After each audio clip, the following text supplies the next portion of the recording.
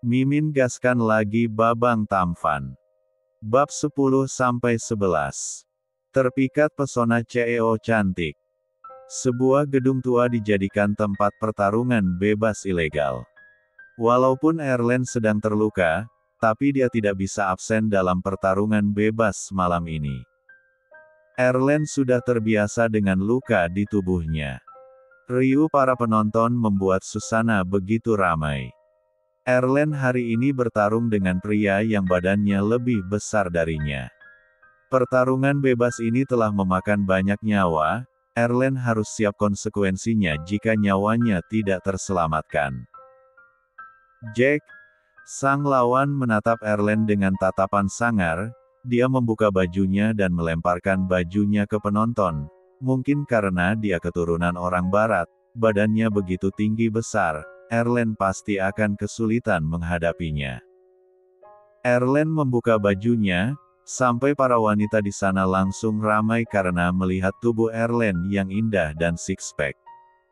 Erlen, Erlen. Para wanita berbaju S3 berteriak memanggil nama Erlen.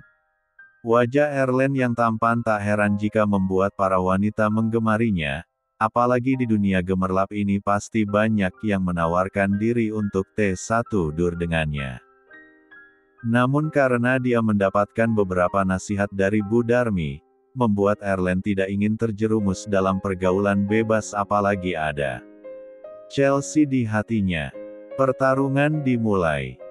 Jack dan Erlen saling melayangkan pukulan dan sama-sama mencoba untuk menghindari pukulan lawan.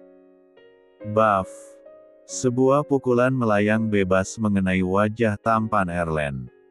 Erlen merasa pusing mendapatkan pukulan yang begitu keras, sampai hidungnya mengeluarkan D4 rah. Pukulan kedua akan dilayangkan kembali. Erlen segera menghindar, melesat ke belakang Jack, lalu dia menjegal kaki Jack sampai tebu besar itu ambruk ke lantai. Arregegegeh. Jack meringis kesakitan. Buff. Buff. Erlen melayangkan beberapa pukulan dan mengunci tubuh Jack agar tidak bisa berkutik. Buff. Jack menendang wajah Erlen sehingga Erlen terjatuh. Dengan cepat Jack segera berdiri lalu mengangkat tubuh Erlen dan membatingnya ke lantai. Argegeh. Erlen merasakan badannya begitu remuk, dia merasa tidak sanggup untuk berdiri. Sang wasit langsung berteriak lantang. 1, 2, ti. Erlen teringat dengan rencananya untuk melamar Chelsea secepatnya. Dia tidak boleh menyerah, dia harus menang. Erlen segera bangkit, dia berlari ke arah Jack lalu menendang perut Jack dengan keras. Sit. Jack merasakan linu pada perutnya. Dia berusaha untuk menghindari Erlen yang melayangkan tinju ke arah wajahnya, malah dia yang berbalik meninju wajah Erlen. Namun Erlen tidak menyerah, dia mundur sebentar lalu berlari dan meloncat melayang kakinya ke arah wajah Jack, menendang kepalanya dengan keras. Buff. Jack merasakan kepalanya sangat pusing sehingga dia kehilangan keseimbangan. Buff. Erlen menendang perut Jack dan memukul dadanya sehingga tubuh Jack ambruk ke lantai. 1, 2. Tidak ada tanda-tanda Jack akan bangkit kembali, dia terkapar di lantai dengan tubuhnya yang terasa lemas. 3. Wasit mengangkat tangan Erlen, pertanda Erlen adalah pemenangnya. Wow! Erlen! Erlen! Banyak orang yang bersorak memanggil namanya. Lu yakin gak akan ke rumah sakit nih? Tanya Rizal, dia sengaja mengantar Erlen pulang karena takut Erlen tidak bisa fokus menyetir mobil. Gak apa-apa gue. Erlen mengirim pesan pada Chelsea. Sayang, aku kangen. Bisa kita ketemu? Aku ingin membahas tentang pernikahan kita. Namun belum ada juga jawaban dari Chelsea, karena Chelsea masih asik menghabiskan malam bersama Ruben. Erlen mendengus kesal begitu teringat dengan bom mainan itu. Ish. Gara-gara bom mainan itu, nyawa gue hampir melayang. Hehe sorry, waktu itu gue buru-buru soalnya anak gue rewel ingin dibuatkan bom-boman. Erlen jadi teringat dengan Eliana, bagaimana kabar gadis itu? Erlen memegang B1 birnya begitu mengingat saat dia memberikan nafas buatan pada Eliana. Semoga dia tidak ingat aku memberi nafas buatan padanya. Erlen bisa menebak Eliana akan marah besar jika ia tahu, Erlen yang telah mencuri C1 uman pertamanya karena dia teringat ucapan Eliana yang tidak tertarik dalam asmara. 2 tahun yang lalu di jalan ini gue melihat dengan jelas ada sebuah truk sengaja menabrak mobil sedan berwarna putih. Rizal tidak meneruskan perkataannya karena dia melihat Erlen yang sibuk memainkan ponselnya. Sayang, kamu sudah tidur ya? Setengah jam berlalu. Rizal menepikan mobilnya di depan rumah Bu Darmi. Dari semenjak Riko di penjara, Erlen memang tinggal di rumah Bu Darmi, namun setelah beranjak dewasa, dia terkadang tidur di rumah milik ayahnya, karena di rumah itu Erlen memiliki kenangan indah bersama sang mama, Kinar. Astaga, pasti kamu bertarung lagi ya? Bu Darmi mengomel saat melihat wajah Erlen yang baru keluar dari mobil, wajahnya terlihat babak belur. Lia, omelin aja tante biar gak terlalu bucin sama cewek. Kata Rizal sambil terkekeh, dia berpamitan kepada Bu Darmi karena tidak bisa mampir dulu. Bu Darmi mengobati luka di wajah Erlen, seorang anak laki-laki yang dia rawat saat Erlen menginjak usia 11 tahun. Sakit. Protes Erlen. Sakit kan? Makanya jangan bertarung lagi, tinggalkan semua pekerjaan berbahaya itu. Bu Darmi terus mengomelinya. Aku harus melamar Chelsea Bu. Mamanya Kak Chelsea itu matre Kak, kenapa gak nyari cewek lain aja? Diana ikut menyahut begitu mendengar kakak angkatnya menyebutkan nama Chelsea. Bener kan Bu? Diana juga memanggil Bu Darmi dengan sebutan ibu. Suaminya Bu Darmi yang berada di dapur, ikut bergabung dengan pembicaraan mereka. Nah iya ayah gak suka dengan si Joko, ayahnya Chelsea, orangnya belagu. Rupanya Bu Darmi sudah menikah lagi jauh sebelum dia bertemu dengan Erlen. Itu biarkan jadi keputusan Erlen saja. Bu Darmi tidak ingin ikut campur dengan urusan Erlen. Erlen memberikan sebuah amplop berwarna coklat berisi uang kepada Bu Darmi. Ibu kan butuh modal buat membangun restoran kembali. Ini ibu pakai buat uang ini saja. Tapi Bu Darmi malah menolak uang pemberian dari Erlen. Enggak, pakai uang ini buat kebutuhan kamu.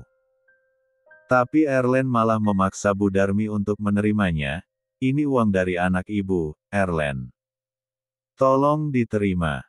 Bu Darmi sadar mungkin Erlen akan tersinggung jika tidak menerima uang itu. Ya ampun, tapi ini besar sekali Erlen. Terus ada buat biaya pernikahan kamu dan Chelsea. Lia Erlen, harusnya uang itu kamu simpan buat biaya pernikahan kamu dan Chelsea. Ayah Reddy menyetujui perkataan sang istri. Tenang saja, biaya untuk pernikahan aku dan Chelsea sudah ada, ayah. Erlen memperhatikan ponselnya, ternyata Chelsea belum membalas pesannya. Rumah mereka memang satu komplek, hanya terhalang 6 rumah, tapi Erlen tidak ingin mengganggu Chelsea, mungkin Chelsea sudah tidur. Keesokan harinya, ini data tentang pria yang bernama Erlen itu. Miss Bona memberikan beberapa lembar kertas mengenai Erlen, berikut foto Erlen dari kecil sampai dewasa. Eliana memperhatikan dengan serius tentang pria yang sudah membuat nyawanya hampir terancam itu. Dia membaca latar belakang Erlen yang hanya lulusan SMA, seorang petarung bebas, dan membuka biro jasa apa saja di dalam dunia gemerlap seperti menjadi kurir dalam pertukaran S3 jata ilegal. Eliana mulai melihat satu persatu foto Erlen. Dia akui Erlen memang sangat tampan tapi dia tidak ada ketertarikan untuk menjalin hubungan dengan siapapun. Eliana terbelalak begitu melihat wajah Erlen yang masih kecil, mirip sekali dengan pria yang menolongnya waktu itu. Ini kan foto anak yang menolongku dulu. Bab 11. 13 tahun yang lalu. Rico sudah lama mengincar Eliana. Alaska Corp telah membuat perusahaan ayahnya Rico hancur karena kalah persaingan bisnis. Ditambah dia sangat tahu kematian kedua orang tuanya tidak wajar, siapa lagi kalau bukan ulah Tuan Mario. Walaupun Tuan Adnan tidak terlibat dalam pembunuhan itu, tapi perusahaan dia yang telah menghancurkan hidup Rico sampai jatuh miskin. Sampai akhirnya Rico berhasil menculik Eliana. Saat itu, Eliana masih berusia 9 tahun. Rico berhasil melumpuhkan satu bodyguard dan memakai baju bodyguard itu sehingga bisa berhasil menculik Eliana. Saat itu Eliana hanya bisa menangis dan ketakutan, ditambah wajah Rico yang menyeramkan, karena ada luka bakar di pipinya akibat dia hampir saja ikut terbakar dalam kecelakaan mobil bersama kedua orang tuanya. "Tolong lepasin aku Om, aku mohon." Eliana meminta Rico untuk melepaskannya. "Lepaskan kamu bilang."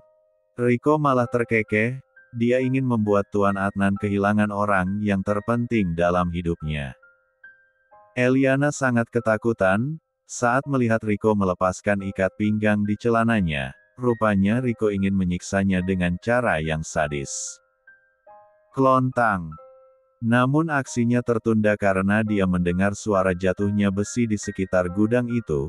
Rico segera mengecek sumber suara, siapa tahu ada orang yang mengintip aksi keempat-hatannya. Rupanya dia Erlen. Saat itu dia ingin menemui ayahnya untuk memberikan uang hasil mengamennya, ke sebuah tempat yang dijadikan gudang oleh ayahnya. Dia tidak sengaja melihat ayahnya yang menyekap seorang anak perempuan. Hal ini dijadikan kesempatan untuk Erlen untuk melepaskan Eliana. Saat Rico berjalan ke belakang gudang, Erlen berjalan dengan hati-hati menuju tempat Eliana disekap. Eliana terkejut saat melihat Erlen datang. "Set, jangan takut, aku datang ke sini untuk melepaskan kamu," bisik Erlen. Dia tahu Eliana sangat ketakutan sekali. Eliana mempercayai Erlen, membiarkan anak berusia 11 tahun itu membuka seluruh ikatan di tangan dan kakinya. Namun sayangnya niatnya tidak berhasil karena keburu ketahuan Rico. "Awas!" teriak Eliana. Sayangnya Erlen tidak bisa menghindar pukulan Rico sampai kepala Erlen terluka dan jatuh pingsan. Rico memukulnya dengan botol minuman. "Dasar anak kurang ajar, berani sekali mencampuri urusanku. Seharusnya aku membunuhmu juga," gerutu Rico. Hari sudah mulai sore, Erlen tersadar dari pingsannya. Dia mengerjap begitu Eliana terus berusaha membangunkannya. "Hei, apakah kamu masih hidup?" Erlen yang baru terbangun, dia menganggukkan kepalanya, memegang kepalanya yang sakit dan bercucuran darah. "Kepala kamu terluka," kata Eliana dengan pelan. "Aku tidak apa-apa." Tiba-tiba Eliana menangis. "Aku takut, aku ingin pulang." Erlen mencoba untuk menenangkan Eliana padahal dia juga ketakutan. "Lia, aku janji aku akan membantumu bisa keluar dari sini," ucap Erlen masih memegang kepalanya yang terluka. Karena sudah terbiasa dengan luka di tubuhnya, luka itu tidak membuat Erlen lemah. Erlen melihat ada pecahan kaca di sana. Dia segera menggesekkan kaca yang runcing itu pada tali di tangannya walaupun akhirnya tangannya harus terluka.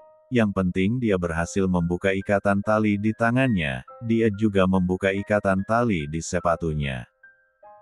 Erlen segera membuka ikatan tali di tangan dan kaki Eliana.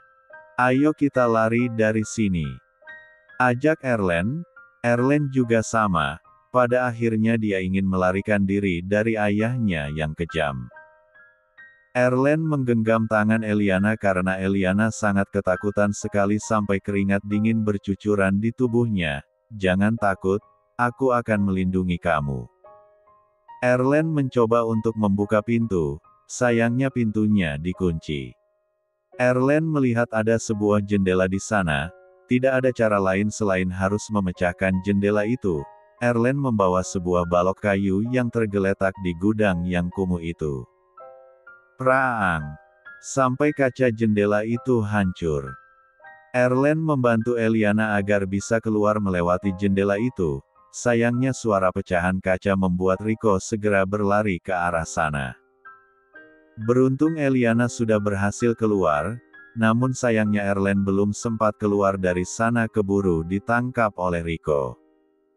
Rico menyiksa Erlen sampai tidak berdaya, lalu segera pergi untuk menangkap Eliana kembali. Namun Erlen dengan kuat memegang kaki Rico. "Lari! Cepat lari!" teriak Erlen kepada Eliana yang sedang menunggunya di luar jendela. Eliana hanya bisa menangis, dia tidak tega meninggalkan Erlen sendirian di sana. Apalagi Eliana melihat Rico terus menendang dan menginjak tubuh Erlen. "Cepat lari!" teriak Erlen. Eliana terpaksa melarikan diri dari sana, rupanya gudang itu berada di tempat yang sepi. Eliana tidak menyerah walaupun dia sangat ketakutan. Dia berusaha untuk mencari jalan keluar dari sana sambil menangis mengingat Erlen yang mungkin saat ini sedang disiksa oleh Rico. Sampai akhirnya dia menemukan sebuah jalan, Eliana segera menyeberangi jalan yang sepi itu. Dia hampir saja tertabrak oleh sebuah truk yang mengangkut banyak barang untuk pindahan. Sepasang suami istri turun dari truk itu. Dia melihat Eliana yang terluka dan kelihatannya sangat ketakutan sekali. Eliana lang menghampiri mereka, tolong kami Om Tante." "Kamu kenapa Dek?" tanya Bu Darmi, kebetulan dia akan pindah ke daerah sini hari ini. "Kami diculik Tante, ada gudang di hutan ini, di sini ada seorang anak laki-laki yang sedang disiksa oleh penculik itu. Aku mohon tolong selamatkan dia."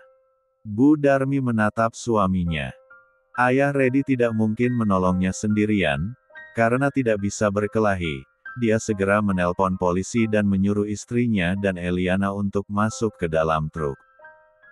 Sampai akhirnya polisi tiba dan mengepung gudang itu, polisi hanya berhasil menemukan Rico dan menangkapnya, yang tengah pingsan di gudang, namun polisi tidak menemukan Erlen. "Aku yakin ada anak laki-laki itu di sana." Eliana sangat terkejut karena tidak melihat ada Erlen di gedung itu. "Biar nanti kita mencarinya. Lebih baik sekarang kamu ikut Pak Polisi ya, Pak Polisi yang akan mengantarkan kamu pulang." Ucap Bu Darmi dengan lembut, dia meyakinkan Eliana bahwa dia akan mencari anak laki-laki itu. Eliana terpaksa menganggukkan kepala. Dia segera ikut masuk ke dalam mobil polisi. Rupanya Erlen berhasil melarikan diri. Saat itu dia pura-pura pingsan hingga Rico berhenti menyiksanya. Saat Rico berjalan ke arah jendela untuk mengejar Eliana, Erlen melihat pipa besi. Dia terpaksa memukul kepala belakang Rico dengan pipa besi itu sampai dia pingsan. Erlen dengan terlatih-tatih berjalan untuk melarikan diri dari sana ke arah yang berbeda dengan Eliana. Karena dia tidak tahu ke arah mana Eliana pergi menyusuri hutan itu. Karena terluka parah, Erlen jatuh pingsan di tengah hutan sana. Begitu Erlen terbangun dari pingsannya, dia baru menyadari dirinya sedang berada di sebuah rumah sakit. Rupanya Bu Darmi dan suaminya berhasil menemukan Erlen dan membawa Erlen ke rumah sakit. "Anak itu apakah dia selamat?" Itulah yang pertama kali Erlen tanyakan pada Bu Darmi. "Lia, polisi akan mengantarkan dia pulang." "Namamu siapa?" tanya Bu Darmi dengan tatapan iba, apalagi saat melihat Erlen, dia jadi teringat dengan anaknya. Kadang diam-diam Bu Darmi selalu memperhatikan perkembangan Juan dari kejauhan. "Namaku Erlen, Tante." Beberapa hari setelah kejadian penculikan itu, Erlen sudah bisa pulang. Bu Darmi dan suaminya mengantarkan Erlen pulang.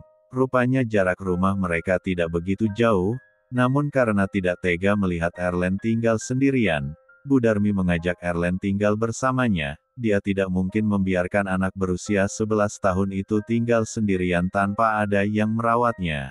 Apalagi hati Bu Darmi merasa tersentuh selama menjaga Erlen di rumah sakit. Bu Darmi melihat Erlen yang tengah menangis sendirian di sudut rumah sambil memeluk kedua lututnya. Dia mengulurkan tangannya pada Erlen. Ayo tinggal bersama ibu.